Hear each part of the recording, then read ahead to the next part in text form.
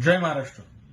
कोल्हापुरातील एनडीए आघाडीचे उमेदवार संजय मंडलिक यांनी छत्रपती शाहू महाराज यांच्यावर टीका करताना असं म्हटलं की आत्ताचे छत्रपती घराण्यातील जे वारसदार आहेत ते छत्रपतींचे खरे वारसदार नाही. कसं आहे, निवडणुकांमध्ये आरोप प्रत्यारोप हे होत राहतात, पण आरोप प्रत्यारोप करताना आपण कुणावर काय आरोप करतो याचं भान बाळगलं गेलं पाहिजे. आपण ज्या घराण्याविषयी बोलतो त्या घराण्याचे आपल्यावर एवढे उपकार आहेत की आपल्या 700 पिढ्यांनी जरी त्यांची गुलामी केली तरी छत्रपतींचे आपल्यावरील उपकार संपणार नाही.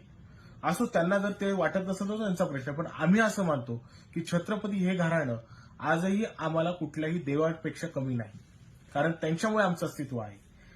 छत्रपतींचा खरा वारसदार कोण? आम्हाला असं वाटतं छत्रपतींचा खरा वारसदार हा आहे की छत्रपतींनी जी नैतिक कामं केलेली होती राज्यामध्ये, स्वराज्यामध्ये, त्या प्रकारची नैतिक कामं जो कोणी करतो ना, तो कोणी असू, तो छत्रपतींचा खरा वारसदार. छत्रपतींचा खरा वारसदार त्यालाच म्हणावं ज्यांनी समाजाला उपयोगी पडणारी काही कामं केली. छत्रपती राजर्षी शाहू महाराज यांनी अनेक शैक्षणिक संस्था आपल्या कार्यकाळात उभ्या केल्या. आजही त्या शैक्षणिक संस्था चांगल्या पद्धतीने चालू आहेत. अनेक अशी म्हणजे एवढी मोठी लिस्ट आहे की ती लिस्ट कधी संपणार नाही.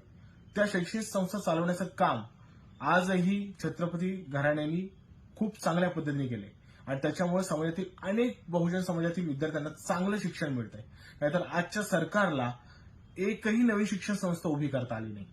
याबद्दल जर सरकारमधील लोकांनी बोललं तर जास्त बरं होईल. दुसरी गोष्ट म्हणजे ज्यावेळेस कोल्हापूरमध्ये महापूर आला होता त्यावेळेसही देखील छत्रपती संभाजी महाराज हे स्वतः पाण्यात उतरून लोकांना मदत करत होते. अनेक ठिकाणी जिथं प्रशासनाची मदत पोहोचली नाही तिथं छत्रपती पोहोचले होते. हा म्हणतात छत्रपतींचा खरा वारसा. नुसतं छत्रपतींचं नाव घ्यायचं आणि मतं मागायची याला छत्रपतींचा वारसा म्हणत नाही. तुम्ही विसरलात त्या छत्रपतींचं नाव घेऊन 2014 साली तुमचे आका, तुमचे मालक हे सत्तेवर आले होते. आज तुम्ही त्याच छत्रपती घराण्याविषयी वाईट बोलता. तुम्ही विसरलात या छत्रपती घराण्याच्या लोकांना कधी काळी तुम्ही जवळ करत होतात, कारण यांच्याशिवाय तुमचं पान हलत नव्हतं आणि आज तुम्ही त्यांच्यावरच प्रश्नचिन्ह उपस्थित करतात. तुम्ही जे हे पाप केलं आहे याची शिक्षा तुम्हाला निश्चितपणे मिळेल. आणि कोल्हापूर हे छत्रपतींचंच आहे. नुसतं कोल्हापूरच नाही, हा संपूर्ण महाराष्ट्र छत्रपतींचा आहे, हा संपूर्ण देश छत्रपतींचा आहे.